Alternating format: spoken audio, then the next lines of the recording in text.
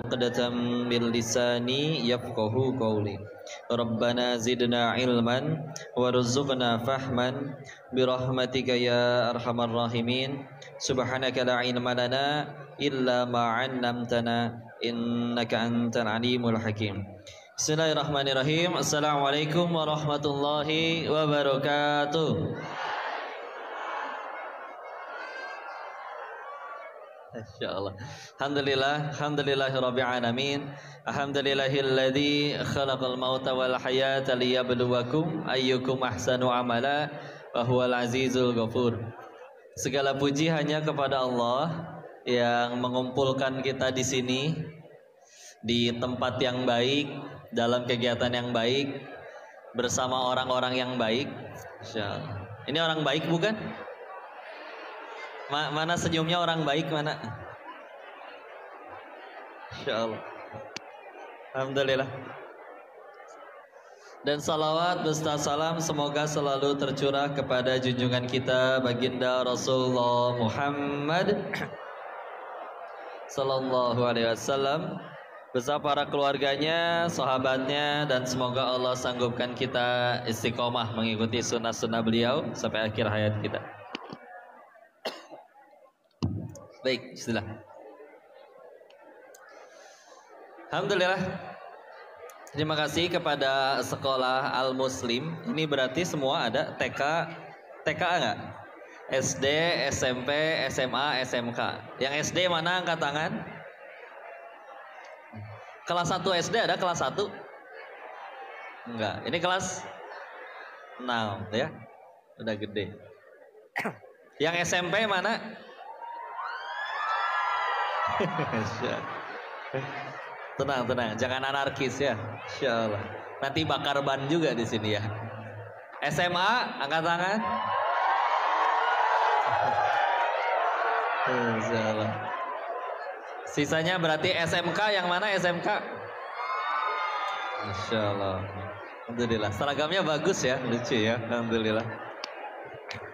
Dan terima kasih kepada seluruh Dewan Guru, Ustadz, Ustadzah, para asatidz, Bapak Kepala Sekolah, orang dari yayasan, dan juga sosok-sosok yang kami muliakan dan juga dimuliakan oleh Allah. Izin saya tidak bisa menyebutkan namanya satu persatu, tapi hakul yakin dimuliakan oleh Allah. Juga kepada ada orang tua murid juga ya, para tamu undangan, semuanya terima kasih telah ikut hadir di sini. Kami tidak bisa memberikan balasan apa-apa. Semoga Allah berikan balasan terbaik. Insyaallah mudah-mudahan Allah kumpulkan kita kelak di dalam surganya. Amin ya rabbal alamin. Baik, insyaallah. Dikasih judulnya saatnya yang muda berhijrah. Udah hijrah berarti kakaknya? Kelas berapa? Kelas 11 IPA. Insyaallah ya. Berhijrah, alhamdulillah. Maka di sini muridnya kebanyakan yang laki-laki atau perempuan? Oh, justru laki-laki ya. Wah, calon orang hebat. Ini senang Pak kalau ketemunya anak-anak muda. Senang karena mengingat dulu Madinah, Yastrib dibuka hanya oleh 6 orang pemuda saja. Maka ini kalau pemudanya sebanyak ini, insya Allah satu Indonesia jadi baik ini, masya Allah. Amin ya rabbal alamin. Kita perlu kenalan lagi dulu? Gak usah. Alhamdulillah. Tadi dikenalkan namanya siapa? Denis. Kok Denis? Kenapa kok?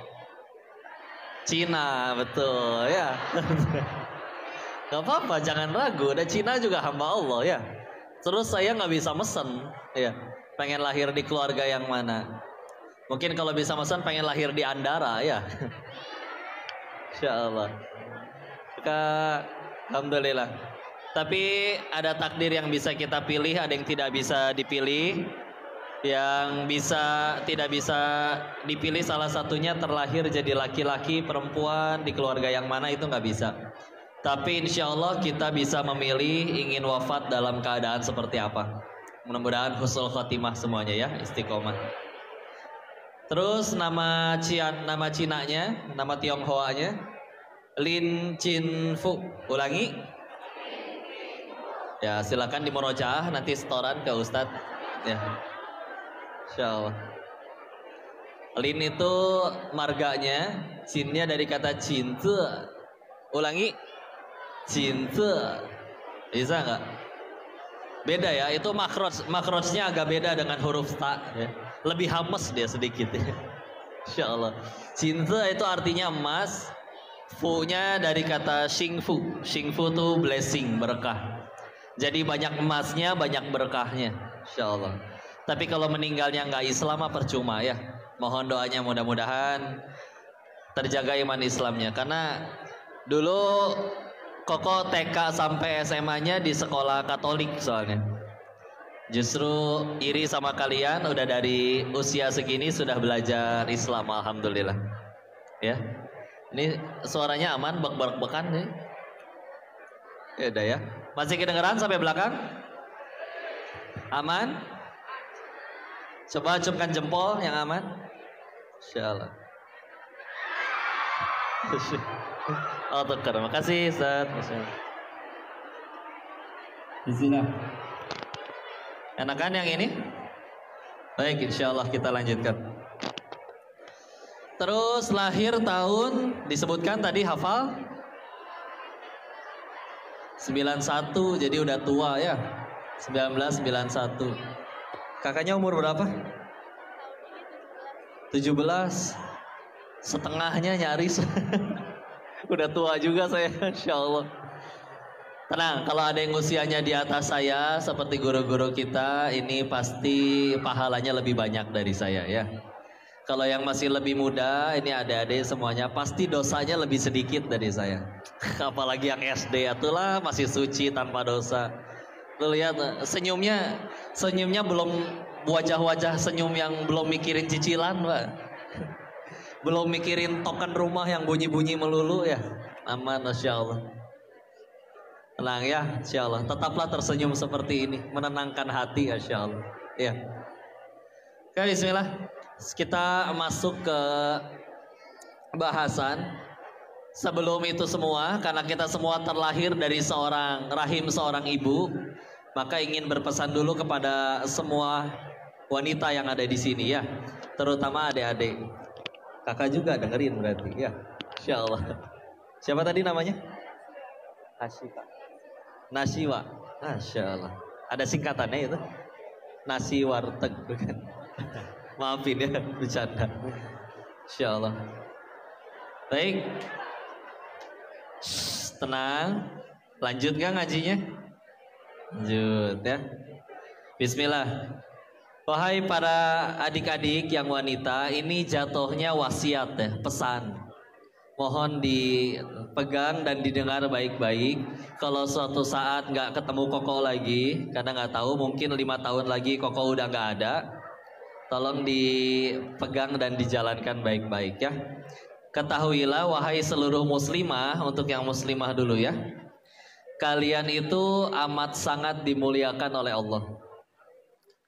Mungkin sederhananya kita tahu ada surat perempuan, surat apa? An-Nisa. Tidak ada surat Ar-Rijal, surat laki-laki.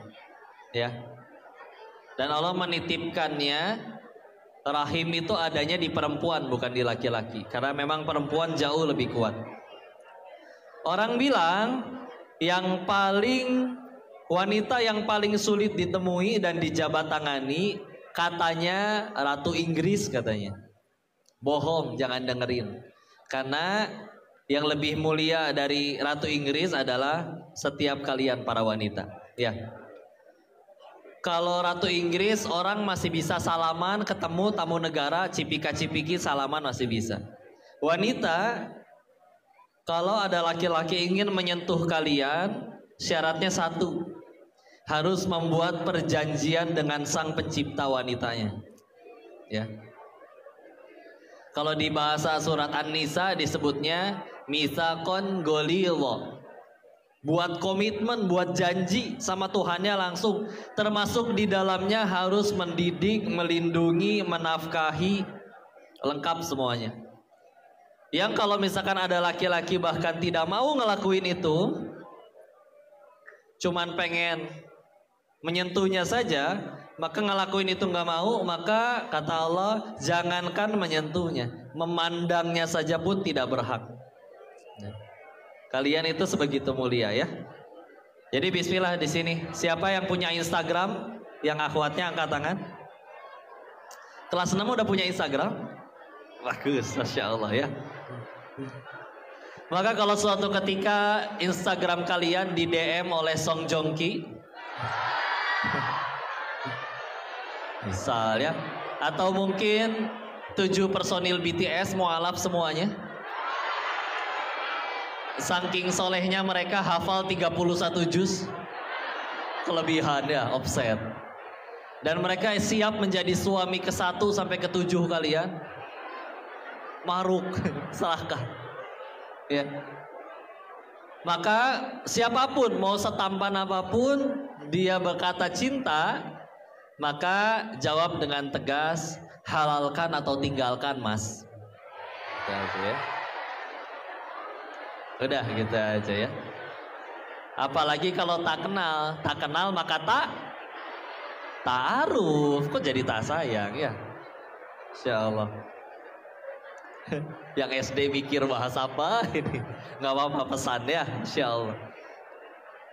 Nggak beneran serius. Meskipun mereka berkata kok sih, Neng, Ade, tapi AA Jongki beneran sayang. Nah, AA Jolan, ya. Maka balas lagi. Kalau beneran sayang, silakan datang ke rumah ayah saya, standby setiap pada Isya. Silakan datang dan temui beliau. Ya. Kalau misalkan datang menemui ayahnya, walinya aja nggak berani, maka omong kosong. Ya, jelas ya. Jadi gampang lihatnya seperti itu. Kalau dia ngakunya sayang, tapi karena begini teman-teman, ingat ya sekali lagi, kalau kita sayang sama seseorang, pasti kita ingin selamanya dengan orang tersebut, betul? Tuh. Masalahnya di dunia nggak bisa selamanya, terpisah oleh jarak dan nanti terpisah oleh wafat, kematian, ya. Maka Allah udah menciptakan tempat untuk bahagia yang sebenarnya, yaitu di surganya Allah. Terus ngakunya sayang, ngakunya cinta, tapi nggak ngajakin ke surga, ngajakinnya ke hotel berduaan misal. Astagfirullah ya. Maka omong kosong. Ulangi. Omong kosong ya. Nah, terutama yang udah SMA nih ya, Masya Allah, SMP, SMA. Maka seperti itu ya. Karena sekali lagi kalian begitu disayang dan dimuliakan oleh Allah. Jangan biarkan ada yang mengganggu atau merusak kaliannya ya. Nanti ada yang berkata kayak gini Pak. Biasanya kayak gini Pak. Enggak kok, kami mah nggak pacaran kok. Cuman setiap jam 3 malam dia suka WA gitu deh, bangunin tahajud. Kayak gitu tuh. Nah, pertanyaannya gini Kak. Kak, tenang. Pertanyaannya satu aja. Apa kalian yakin yang di WA cuman kalian doang? Masya Allah. Sebar piau, brother. Itu mah. Ya. Ntar ada yang berkata lagi. Kok kami mah nggak pacaran? Kalau pergi juga selalu ke pengajian. Di motor juga dihalangin tas biar nggak kena-kena gitu ya. Begitu nyampe pengajian, ustadznya bicara tentang dilarang pacaran. Laki-lakinya WA ke perempuannya. Sabar sayang, ini ujian bagi kita. Astagfirullah ya. Itu yang paling ngeliat ya, Culangung. Itu namanya adalah playboy syariah. Ya. Udah tenang ya. Maka mudah-mudahan di sini mas selamat ya Pak, nggak ada yang pacaran ya, alhamdulillah. Tapi kalau kalian tahu ada teman kalian yang berpacaran, tolong bisikan astagfirullah di telinganya.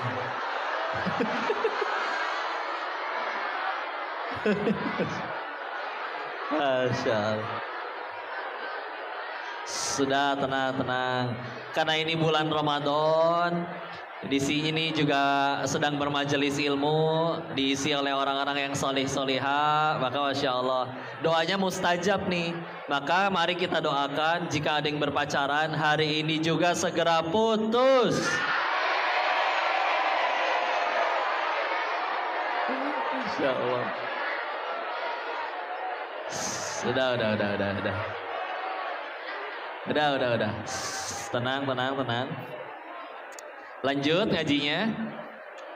Lanjut ya insya Allah. Baik isilah sekarang pesannya untuk semua ini ya insya Allah. Sekarang siapa yang pengen sukses angkat tangan. Bagus semuanya pengen ya. Kenapa angkat tangannya malu-malu? Insya Allah. Maka kita mulai dengan bagaimana cara menjadi sukses. Ada satu cara yang justru paling sederhana nih. Cara sukses yang paling gampang. Cara sukses yang paling gampang adalah dengan nyari masalah. Ulangi. Bagus. Nyari masalahnya itu bukan ada Pak Guru lagi nyebrang kalian tabrak ya. Bukan. Itu namanya bukan nyari masalah. Nyari mati itu tepatnya ya. Nyari masalah itu mendorong kita untuk maksudnya jangan alergi sama masalah. Izin ya saya bertanya. Siapa presiden ketiga Indonesia? Habibie. Udah tahu kisah beliau yang terkenal? Kan dulu pesawat kalau di ketinggian tertentu sayapnya akan retak dan bisa jatuh. Seluruh ahli teknologi di planet bumi gak ada yang tahu cara menyelesaikannya. Sampai Allah titipkan ilmunya kepada Pak Habibie. Tapi kita pengen melihat runtutannya ya. Pertama jelas itu ada masalah. Ada masalah, kita carikan solusi. Orang yang berhasil menemukan solusi dianggap punya prestasi. Orang yang punya prestasi dianggap orang yang berarti lingkarannya jelas ya. Masalah, solusi, prestasi, sukses. Berarti suksesnya berawal dari masalah. Jadi nggak boleh takut alergi sama masalah, sama ujian. Enggak, itu jalan kalian jadi hebat. Contoh yang lain ya. Contoh yang lain. Ada orang yang tinggalnya di dalam gang, angkot gak lewat rumahnya, tapi dia setiap hari harus pergi untuk kerja kemana-mana. Masalah. Ada orang yang punya motor, tapi pada pengangguran. Itu juga masalah. Akhirnya ada orang yang mencarikan masalah. Mencarikan solusi untuk mereka, mempersatukan dua orang yang bermasalah tadi dalam satu aplikasi, namanya aplikasi ojek online. Maka kalau penemu aplikasi ojek online-nya jadi sukses, wajar karena dia menemukan solusi dari masalah. Ya, menyelesaikan masalah orang lain. Jadi sekali lagi jangan alergi sama masalah. Contoh yang lain. Pandemi kemarin masalah bukan? Masalah, sepakat ya. Terus ini cerita temannya papihnya Koko, ayahnya saya. Beliau bangkrut sebelum pandemi. Semua dijual-jualin habis, tersisa hanya tinggal 100 juta rupiah saja. Lalu udah mah bangkrut, besoknya pandemi, semua ditutup, PSBB, nggak boleh keluar rumah. Tambah terpuruk, tapi otak beliau mindsetnya bagus, sehingga langsung berpikiran, ini dibalik masalah ini pasti akan ada kebutuhan yang terbaru. Orang akan pasti perlu masker dan juga hand sanitizer. Maka dia dorong semua modal sisa bangkrutnya itu untuk beli modal untuk hand sanitizer dan masker, jadi pengusaha masker pertama di Kota Bogor. Setelah 1 tahun pandemi, uang 100 jutanya telah berubah menjadi 800 juta rupiah. Masya Allah. Kalau kira-kira nggak ada pandemi waktu itu, bisa 8 kali lipat nggak uangnya? Belum tentu ya. Insya Allah. Jadi jangan alergi sama masalah ya. Siapa yang setelah lulus SMA atau SMK pengen kuliah angkat tangan. Nanti kuliah kan kalau pengen lulus harus buat yang namanya skripsi. Skripsi itu disuruh ngapain sih? Nyari masalah, betul. Ya. Kalian cari masalah yang bisa kalian selesaikan dengan ilmu yang dipelajari selama 7 semester, nanti dipresentasikan, disidangkan. Kalau masalahnya aja nggak ketemu, nggak akan bisa lulus beneran. Ya. Maka sekali lagi, ketika Allah menempatkan kita sedang dalam masalah, bukan karena Allah nggak sayang. Allah ingin menjadikan kalian hebat. Ya. Nggak ada ceritanya tidur-tiduran di rumah, tahu-tahu ada yang datang nganterin piala. Selamat, Anda udah menang. Juara tidur mungkin ya, Insya Allah. Jadi jangan alergi sama masalah ya. Ingat, di sini belajar bahasa Arab nggak? Hah? Nggak. Ya udah, kita belajar bahasa Arab sedikit ya. Ada ayat di Quran surat 94, surat Al-Insyirah. Ayatnya terkenal. Ayat 5 dan 6-nya, fa inna ma'al usri yusra, inna ma'al, diulang. Kalau kita baca terjemahannya artinya di balik kesulitan ada kemudahan. Tapi orang Arab asli kalau ngedengar ayat ini, beliau berkata, contohnya Umar bin Khattab, beliau menyebutkan di balik satu kesulitan ada 2 kemudahan. Di balik satu ada 2 kemudahan, bahkan banyak. Loh, taunya dari mana? Kan disebutnya terjemahannya cuma gitu doang. Fa inna ma'al usri yusra, di balik kesulitan ada kemudahan. Kenapa? Karena kalau di dalam bahasa Arab di situ kesulitannya menggunakan alif lam, al usra, al. Emang kenapa kok kalau pakai alif lam? Berarti dia ma'rifat dan berarti tertunjuk hanya kepada satu. Contoh ya. Ini kursi misalkan, bahasa Arabnya kursiyun. Tapi kalau saya bilangnya kursiyun, maka bisa jadi kursi yang ini, kursi yang itu, kursi yang di kelas, kursi yang di mana aja. Ya. Tapi kalau ditambahkan al, maka tanwinnya harus hilang. Ya. Jadi al kursi, maka kalau saya bilangnya al kursi, pasti yang ini aja. Bukan yang ini, bukan yang di kelas, bukan yang di mana-mana.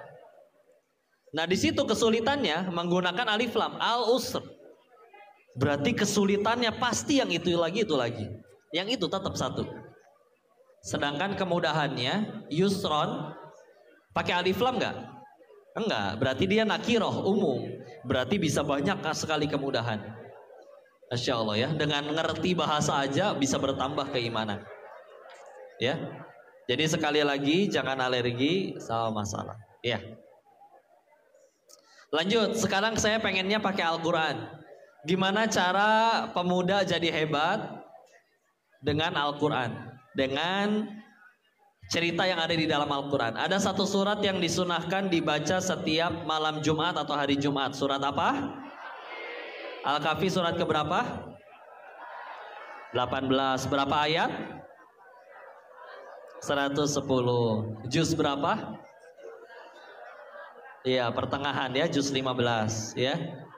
Di situ di dalamnya ada banyak kisah. Saya pengen mengambil kisahnya Nabi Musa alaihi salam bertemu dengan gurunya, yaitu Nabi Khidir. Iya. Disebutkan mereka berpetualang, itu nanti silakan kalau mau baca lagi.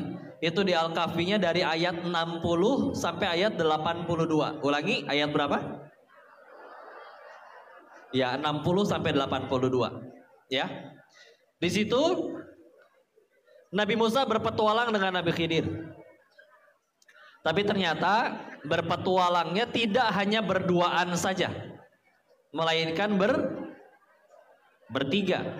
Ya. Kok taunya mana mereka bertiga? Ayat 60-nya. Karena di ayat 60-nya Allah berfirman, wa idz qala Musa li fatahu. Dan berkatalah Musa kepada fata, pemuda, hu-nya. Musa berkata kepada pemudanya. Jawab bahwa ternyata ada satu pemuda yang ngikut kemana Nabi Musa pergi. Beliau punya murid. Ya. Tapi muridnya dari Al-Fatihah sampai Anas, nama murid ini tidak disebutkan satu kali pun.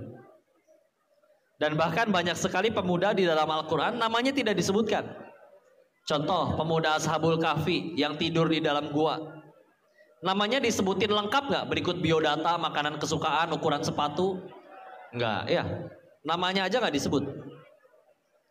Maka para ahli tafsir memberikan jawaban kenapa namanya tidak disebut. Nah ini dia ya. Tolong dicatat dan diingat, ini wasiat jatuhnya ya.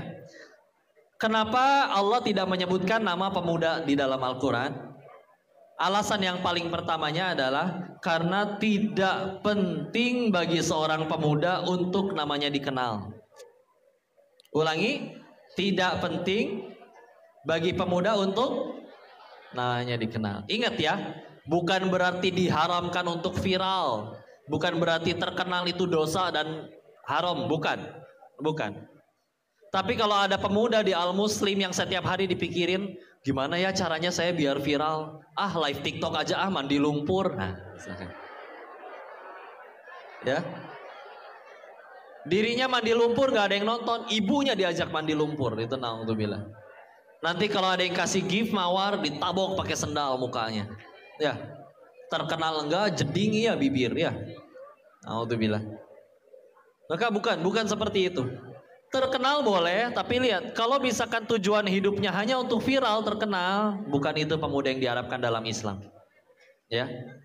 Karena jadi kaya, jadi terkenal mah itu mah nanti efek samping.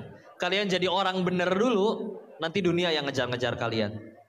Karena yang nomor 2 pelajarannya, tadi nomor 1 tidak penting untuk dikenal. Yang kedua, jika kita ingin tetap memperkenalkan diri kita, maka perkenalkanlah diri kalian dengan 3 hal. Ilmu, takwa, dan prestasi. Ulangi. Ini dia. Ini cara ngenalin diri yang paling keren. Mungkin kalian pernah pergi ke pasar, ke mall, atau kemanapun. Ada orang baru turun dari mobilnya. Orangnya mingkem, gak ngomong sama sekali. Tapi orang di sekeliling kita yang menyebutkan, loh dia kan pendiri perusahaan ini. Loh dia kan penemu teknologi itu. Demi Allah orangnya diem, ya. Tapi yang memperkenalkan dirinya adalah prestasinya, ya. Maka pakai ilmu, takwa, prestasi. Nih, begini ya. Kalau orang bilang masalah terbesar manusia katanya kelaparan, kemiskinan, dan juga kriminalitas, bohong, ya. Yang lebih besar dari masalah itu semua adalah ketidakinginan mencari ilmu atau ketiadaan ilmu. Orang lulus sekolah, bapaknya orang kaya, ya, punya perusahaan, tapi dia nggak ada nilai dirinya, nggak punya ilmu, nggak punya keterampilan, nggak punya kemampuan. Satu, nanti nggak ada yang mau ngasih kerjaan, nggak ada yang ngasih kerjaan. Bapaknya kaya, bisa naruh dia perusahaan manapun, nggak punya kemampuan juga lama-lama jadi beban. Mana ada orang mau miara beban, ya? Nanti udah nggak punya kemampuan, nggak ada kerjaan, nggak punya duit, nggak bisa makan, kelaparan. Udah lapar, nggak pakai iman, nyuri, kriminal. Asalnya satu, nggak mau nyari ilmu, ya, beneran. Mulia dan hinanya manusia, salah satu yang memainkan peranan adalah ilmunya, beneran. Walaupun Allah sudah berkata jelasnya surat 58 Al-Mujadalah ayat 11. 58.2:11. Yarfa'illahu alladhina amanu minkum walladhina utul ilma darajat. Ilma darajat. Allah meninggikan derajat orang yang berilmu. Ya. Ilmu itu ibarat harta yang ringan dibawa tapi tidak bisa dicuri. Dek, kalau punya emas 1 ton, repot nggak bawanya? Berat nggak? Takut dicuri nggak? Tapi kalau ilmunya banyak, nggak takut dicuri. Apa kalian pernah ngelihat ada ustadz di sekolah ini jalannya tengkleng begini nih? Ada dede, gitu ya. Pak, kenapa kepalanya miring sebelah gitu, Pak? Iya, saya kebanyakan baca kitab, jadi kepalanya berat. Nggak ada, ya. Makin banyak ilmu, makin kokoh, ya. Beneran pakai ilmu. Ilmu juga ibarat mahkota yang tidak terlihat, membuat ucapan kalian didengar dan nasihat kalian ditaati. Beneran pakai ilmu, ya. Dan yuk berusaha pakai takwa. Inna akramakum indallahi atqakum. Al-Hujurat surat 49 ayat 13.